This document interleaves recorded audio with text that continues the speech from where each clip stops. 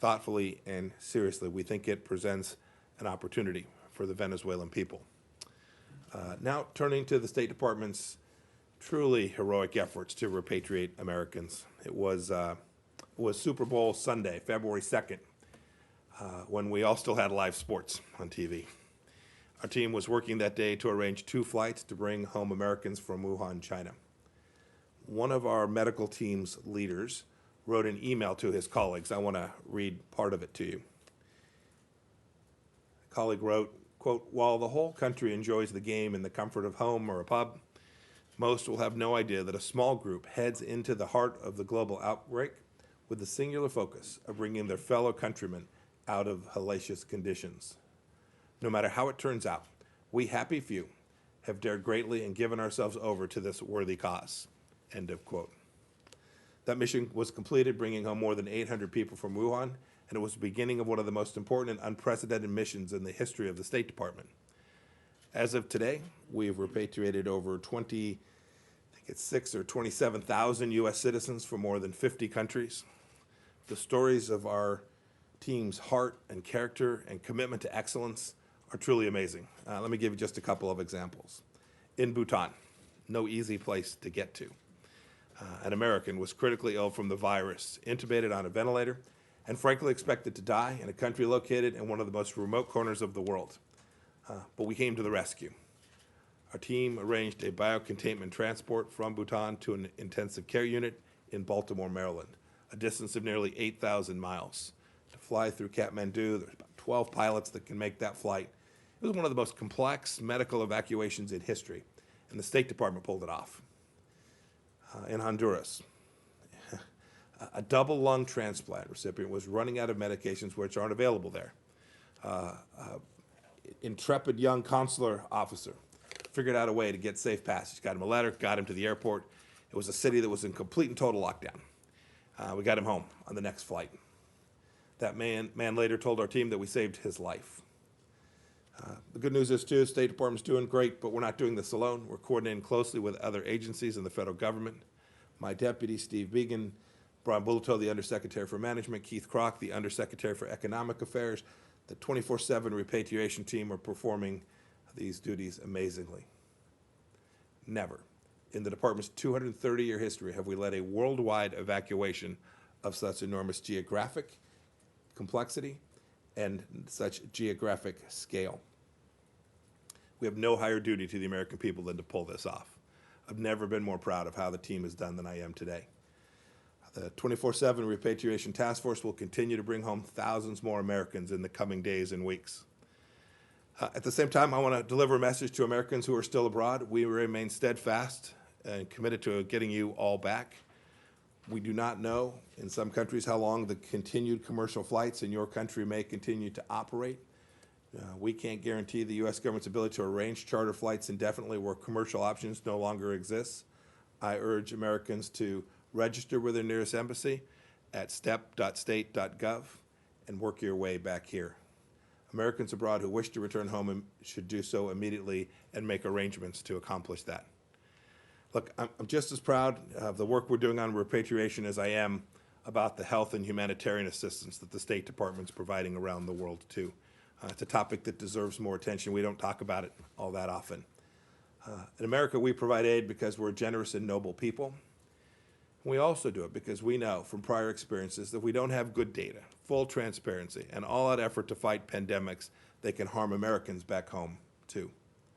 And for both of these reasons, the United States was one of the first nations to step forward and offer help.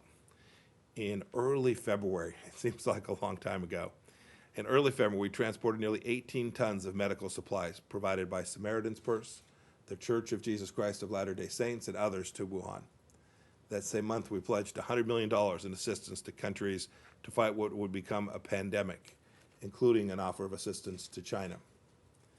Our response so far surpasses that initial pledge significantly. We've now made available a total of number $274 million in funding to as many as 64 countries. That money will go to some of the world's most at-risk peoples. You can go to state.gov to find a fact sheet. We'll talk about what we're doing country by country. It'll give the breakdown. We put that up at the end of last week. We've been at this a long time. We know how to help people around the world. Since 2009, American taxpayers have generously funded more than $100 billion in health assistance and nearly $70 billion in humanitarian assistance. That's billion with a B. But our help is much more than money. The CDC has 6 staffers on the ground working with Namibia's health ministry. The FDA, as an example, is co-chairing a virtual international conference on developing a COVID-19 vaccine.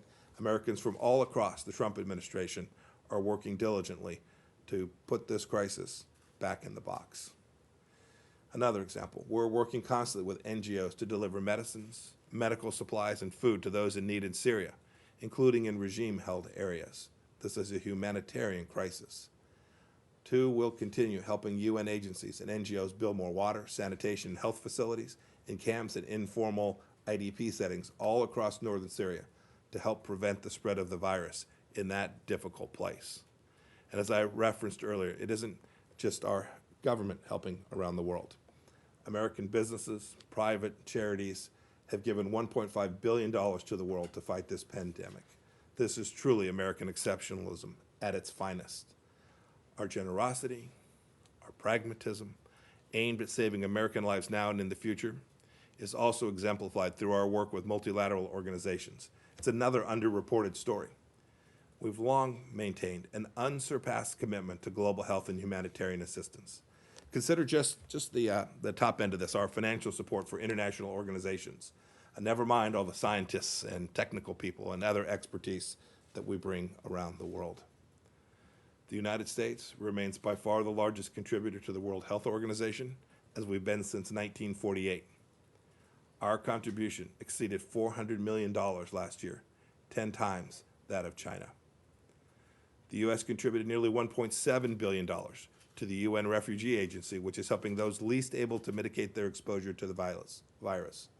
This compares to $1.9 million from China.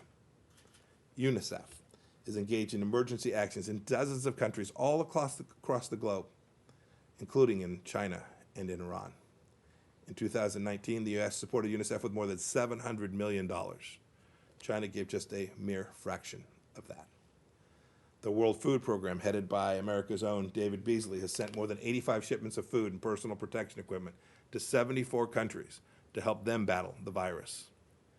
And we provided $8 billion in resources just last year, 42% of that organization's budget. Look, you all get the idea. We don't talk about assistance much, but the American people should be aware of and proud of our vast commitments to these important institutions. They not only help citizens around the world, but they protect Americans and keep us safe here as well. And with that, I'm happy to take a handful of questions this morning. Try to get to everybody, so we'll start with Christina. Good morning, Mr. Secretary. Hi, good morning. From a colleague who's not allowed to come, and then I have my own. So Who wasn't allowed to come, or she, because? yeah, we're working from home. And Great, some of our wasn't members because of the can't State do that. Department. All right. Not because No, correct, sorry. Sean Tandon from AFP wanted to ask, on Venezuela, what future do you see for Guaido? Is this new framework a recognition that he hasn't caught fire? Will the U.S. for now support him as the rightful president of Venezuela? And is he able to run for president under this new framework that you're introducing? So the answer to the last question is absolutely yes. I think he's the most popular politician in Venezuela. I think if there were an election held today, I think he'd do incredibly well. But more importantly, we continue to support him. When we put together this pathway to democracy, we worked closely with him. He was aware of how it is we were presenting this. We all, Juan Guaido and his entire team, understand that Nicolas Maduro must go. We must get this democracy started. We have now introduced this pathway to achieve that. We continue to remain enormously supportive of the work that the rightful president of the Venezuelan people, Juan Guaido, is engaged in. Thank you. And then in light of this global pandemic, there's been a lot of renewed calls from the UN, from the Europeans, from others for sanctions relief. And I know what you're going to say. We've talked about it in this room, that any shortfalls in their healthcare systems are the fault of these regimes themselves. But I'm wondering if people are dying and sanctions relief would help, regardless of whether or not it empowers the regime, would it ever come to a point where you would reconsider your position? Thank you. Well, of course, we evaluate all of our policies constantly. So the answer is would we ever rethink it? Of course, we're constantly trying to make sure we have our policies right. When it comes to humanitarian assistance, medical devices, equipment, pharmaceuticals, things that people need in these difficult times, those are not sanctioned anywhere at any time that I'm aware of. When you just read that, whether it's not always an American sanction. In North Korea, there are UN Security Council resolutions. In other places, they are, in fact, American provisions. But in each of those, if you read them, it's quite on its face that these items aren't sanctioned. There's no prohibition on moving humanitarian assistance into these difficult and challenging places. You rightfully point out some of these countries continue to build bombs and missiles and nuclear capability, all the while their people are starving. So when they make the claim that, boy, they just don't have the money to feed their people, these are decisions that these people leaders have often made, not in the best interest of those peoples. It's indeed quite sad to see those governments make those decisions which harm their own people. The last thing I'll say is not only do we not sanction any of those, nor does any global entity sanction humanitarian assistance. The United States has worked in every one of those places to provide assistance. We've worked to try and get assistance into North Korea. We've made offers of assistance to Iran. You'll recall when we first began, we've worked diligently in Venezuela to get humanitarian assistance to the Venezuelan people as well. No, the United States understands this is a humanitarian challenge, a humanitarian crisis, and we are deeply committed to ensuring that humanitarian assistance gets to the people of those countries. We care more often about the people in those countries than their own leaders do. That's sad. That's a reflection of those regimes too often. It's the reason, in fact, that we're working to help those people raise up in their country so that they can get a better outcome for themselves as well. Michelle? Yeah, thank you. Thank you, Mr. Yes, sir. Secretary. I have 3 questions. All right. The attacks. You're testing my patience now. I know that you are. Patient. No worries. The attacks on the military bases on Iraq have escalated lately. Will the U.S. Have any reaction soon? Second, what's your reaction to the Houthis attack, missile attack on Saudi Arabia, and how the U.S. is confronting the disinformation war against the U.S. during this war against COVID-19? Yeah, so let me try and take each of those 3. So we have seen attacks on Americans, attempted efforts in some cases as well inside of Iraq conducted by Shia militias. Our response has been very consistent. 2 things. One, we will always respond to protect and defend Americans, whether it's our diplomats in our embassies and consulates inside of Iraq, or Department of Defense people who are serving there, or civilians who are contractors. We'll always do everything we can to defend and protect them. We will respond if they are threatened. We've also made clear that in Iraq in particular, we know that those Shia militias who have attacked Americans are trained, equipped, underwritten by the regime of the Islamic Republic of Iran, and it's been President Trump's policy consistently that says that we will respond against all of those who facilitated, trained, equipped, and enabled those attacks on America. That holds as true today as it did 2 weeks, 4 weeks, or back in the beginning of January when we took a strike against Qasem Soleimani. The second question is about the missiles that were fired from Yemen by the Iranian-backed Houthis. The good news is it looks like the damage that was done by those was very minor. But nonetheless, there'd been a lot of work to reduce conflict, to take down the levels of violence that were there. And we'd had some success. The Saudis had been leading that effort, and it broke down that day. The Saudis have now responded, and I'm hopeful they can get back on the right path. We are hopeful that we can find a path forward with the UN Security Council resolution in Yemen to find a path to peace there. It'd be in the best interest of every participant in the region. Sadly, it appears that the Iranians don't share our vision for peace in Yemen and in Saudi Arabia. And lastly, you asked a question about disinformation in the moment here with the COVID-19 challenge. You know, I see it every day. Every morning I get up and I read the data set from across the world, not only the tragedies taking place here. We've had a State Department official pass away as a result of this virus, one of our team members. We now have 3,000 Americans who've been killed. This is tragic. My prayers go out to every American and every American family impacted by this. This data set matters.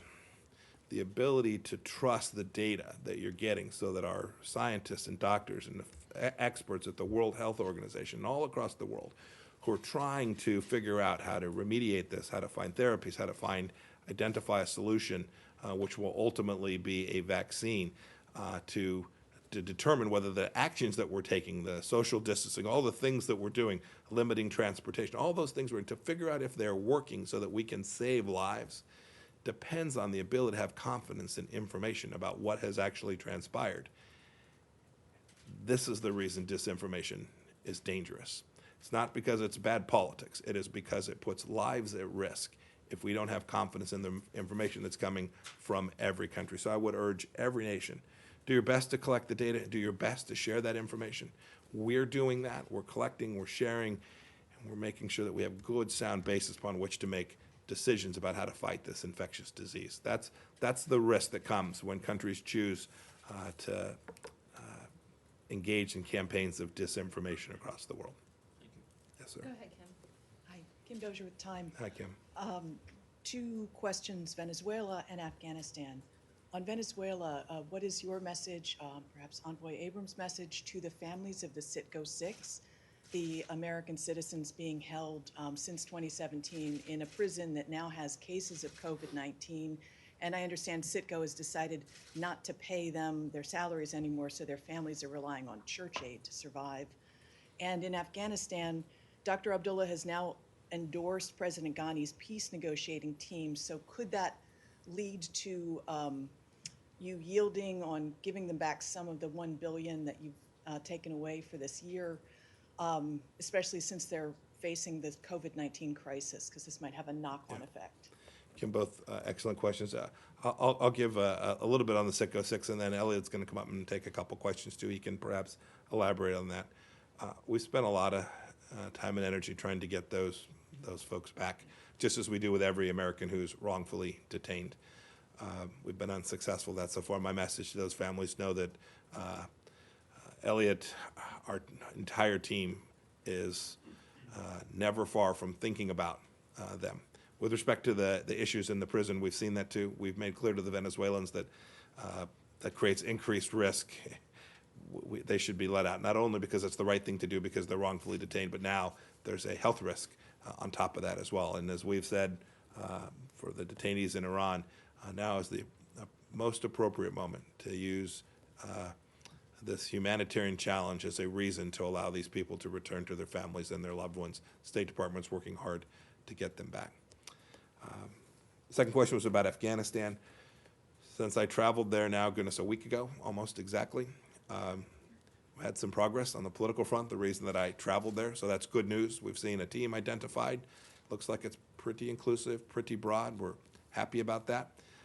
We've begun to see some work done on prisoner releases as well, all elements that have to come together so we can get to the intra-Afghan negotiations, which will ultimately prove to be the only mechanism that has any hope of delivering peace and reconciliation to the people of Afghanistan. So it's good news. We will constantly reevaluate our posture with respect to Afghanistan, not only the security assistance and humanitarian aid and assistance we provide to them in addition to the decision we made last week on the $1 billion. We also announced that we were providing assistance to them to combat COVID. I think the number was 15 million. I'll get you the actual data, but we're going to do everything we can to help Afghanistan battle the coronavirus issue as well. So we'll relook it. We'll constantly evaluate it. We want to see progress on every element. It's worth noting, too, it's been overlooked. I stopped and met with the Taliban on my way out of Afghanistan. I met them in Doha. They need to reduce violence as well. They have made real commitments about the level of violence, the nature of what will take place, what they will do as we proceed towards the path where intra-Afghan negotiations begin. We have every expectation that the Taliban will hold up their end of the agreements that were put in place, goodness, now coming up on, 2 months ago, I guess, back at the end of January. Yes. Rich, Kylie, can we make it quick? Go ahead. Sure. Thanks, Mr. Secretary. With oil prices as low as they've gone over the past month, do you see this as an opportunity to ratchet up sanctions more so than perhaps the administration otherwise would have done in Venezuela? And with the Maduro regime seemingly not receptive to previous proposals, why would you think that this proposal might be accepted? And also, understanding that there are sensitivities surrounding it, if you could give any more information about the State Department official who passed away because of COVID. If I could, with respect to that last point, let me get the team to give you all that we're able to release at this point. I'll make sure we do our best to get the information as it's appropriate to release about all of that, all of the full status. We've had other members of the team come down with COVID-19 as well. I think we're now up to 4 or 5 dozen people who have tested positively inside the state. Well, this includes our locally employed staff, the full State Department team, and we're happy to provide that data to you as well. I think your first question was about Venezuela sanctions. The answer is no. We don't see this as an opportunity. The policy that's been laid out that the State Department and the United States government are executing with respect to how to deliver democracy to the Venezuelan people hasn't changed. Oil prices will go up, they'll go down. Our mission set remains unchanged, to deliver an opportunity for democracy. You saw, was it last week, Nicolas Maduro was indicted by the United States Department of Justice.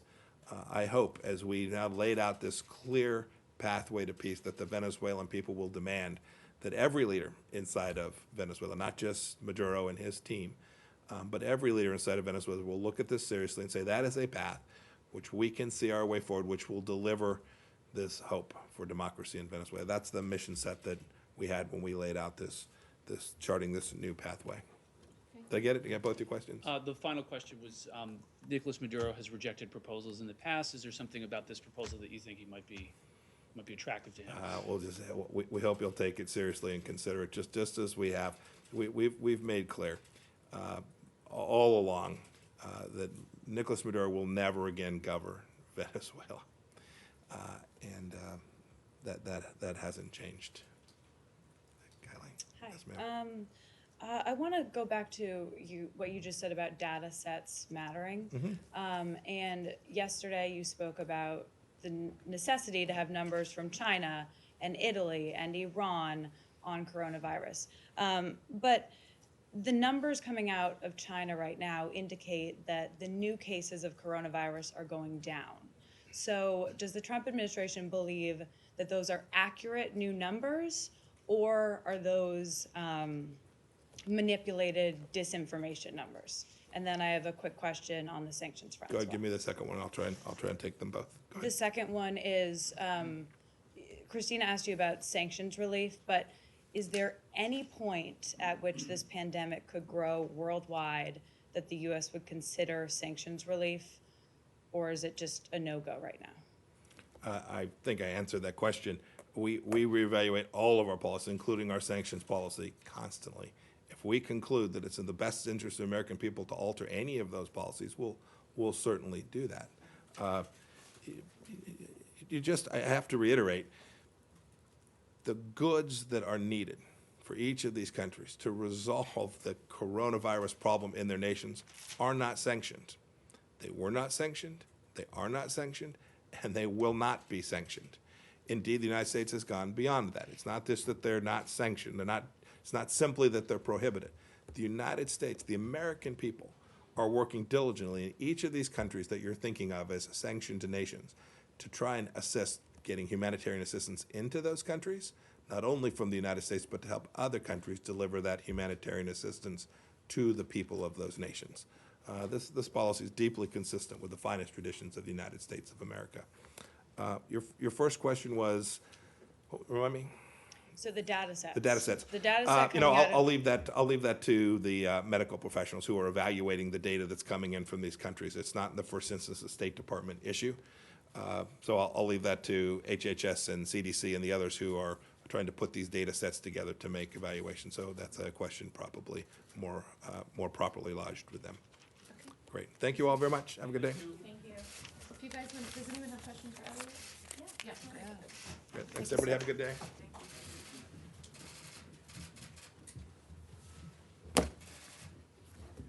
Okay, yeah. Can I just, Look forward to it, so fire Why wait for a question? Can I just, I just wanted to add to Kim's question. We work on this all the time, the question of the Citgo 6. The special envoy who handles prisoner affairs, Roger Carstens, is brand new, has been in touch with the families. I was in touch with a potential intermediary this week who may be able to help with the regime in Venezuela, whom, for obvious reasons I won't name. But we work on it all the time. And we do think that the spread of COVID-19 in Venezuela should lead the regime to rethink their cases and to let them out. Follow up on that. Yeah, go ahead. I'm just wondering, the families who a lot of us are in communication with have, been kind of on the same page until recently, when we're starting to see a lot of open anger saying that they think that the U.S. has abandoned their relatives.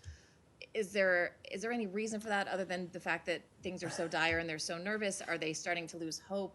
Can you give us any kind of context as to the frustration? I think it's difficult for any of us to put ourselves in their shoes, think about what they're going through, and now made worse by the possibility of disease spreading to their brothers, fathers, husbands.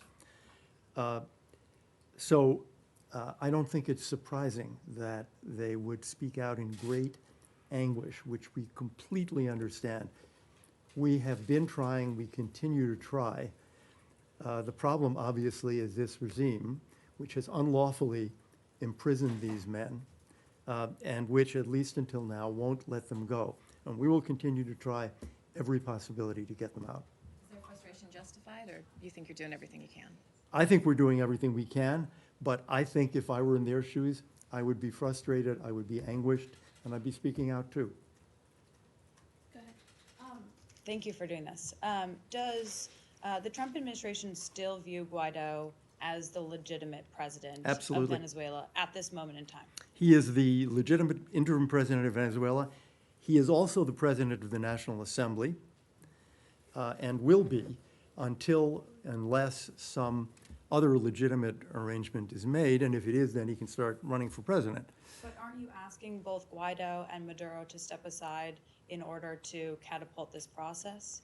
Well, last year when the negotiations took place in Barbados, the Norwegian-led round, this proposal for a Council of State was actually made by the Democratic opposition forces, by Juan Guaido's team. That's where we got the idea. And he has said, in fact, he said Sunday night, I think, of course, if it's part of a plan to restore democracy and in the interest of the Venezuelan people, to establish a transitional government, would he step aside? Sure. And in our proposal, we think it's very important that whoever is serving as the interim president in this transitional government not be a candidate for president. Because then, in their fragile system, you've got somebody who's holding power and saying, but I'm going to run a free election. We saw what happened when Nicolas Maduro stole an election in 2018. We want Guaido to be free to run for president. And under our plan, he is. And according to the polls I've seen, he's very likely to win. So you guys have been pushing, though, for Guaido to be recognized immediately as the president of Venezuela for over a year. So some will say that this is a recognition of a failure of the initial policy. What's your reaction to that? Just under 60 countries, including the United States, do recognize him as the only legitimate president of Venezuela. If our transition plan were adopted, there would be a transitional government for however long, 9 months, 12 months, to hold an election in which I think it's pretty logical, Juan Guaido would be the candidate of the Democratic parties. So we see this as support for Guaido. Rich, did you have something? Yeah, thanks, Morgan, and thanks, Mr. Chambers. those U.S. allies that have recognized Juan Guaido as the current interim president, do you believe that they are doing enough in this period over the past year? Do you think that Europeans, for example, have maximized their pressure on the Maduro regime? Well, we'd like to see more European sanctions. The Europeans are not doing economic sanctions, they do personal sanctions. But it's been very slow. I mean, we all know why. They have to get unanimity to make these decisions. But if you look at, well, for example, the last time anybody was sanctioned was around Labor Day. The people who had been involved in the killing of Navy Captain Acosta last summer. That's a long time. And prior to that, it had also been a long time. So the total number of people sanctioned is not very high. We think that's a useful form of pressure to single out the people who are really contributing most to the repression of the Venezuelan people. We'd like to see more. And I'm sorry, really quickly, on oil prices, do you think they've reached a point where we will significantly start to see much less Russian presence in Venezuela? Well, we did see this maneuver with Rosneft last week, which I think is a reflection of the collapse of oil prices. Rosneft is now losing money. Its joint ventures can't sell crude oil for a profit. Its trading activities around the world, trying to sell Venezuelan oil, are really in trouble. So what does it do? It basically offloads Venezuela onto what looks like a new 100% government-owned company. We're trying to find out more about that. What is the company? What activities will it undertake? Will it take 100% of what Rosneft is doing or less than that? That's not clear yet, but I think it's a clear reaction to the collapse of oil prices and the oil sector in Venezuela. We're already beginning to see production go down. They're running out of storage spaces because they've been producing and they can't sell the oil anywhere. Ken, last one. I was actually going to ask about Rosneft. So just to piggyback on that, how do you measure how much you've narrowed the aperture on the money going to members of the regime between the Rosneft action and the actions last week by DOJ? Those DOJ actions, I think, don't have an immediate impact on the regime's income. But the collapse of oil prices really does. It's still an oil-based economy. And as production goes down, and then the dollar amount they get per barrel goes down and down and down, and they can't sell because people are looking for example, if you're in Asia, it is cheaper to buy Saudi crude because it's closer. Transportation costs are lower. So I think it's very clear that the amount of money going to the regime is going to be on a pretty steep decline. Could you quantify that for us in any way, or to be determined? You'd have to look at oil prices. I mean, at one point, they were, well, of course, at one point they were producing 3.2 million barrels a day. By the end of last year, it was down to about 750,000. It is probably down to about 500,000 right now. Then look at the oil prices, which have gone way down. And most Venezuelan oil is heavy crude, so it is at an under market price. They've been selling it for a very big discount, maybe $15. So if Brent crude is at 50, they're selling for maybe 35, 30. If Brent crude is at 30, they're not getting very much money. In fact, we think right now, well, let me not say we think. Nicolas Maduro said about a week ago, they're not getting the cost of production. So you can see the impact is enormous. Okay. All right. Thank you. Guys.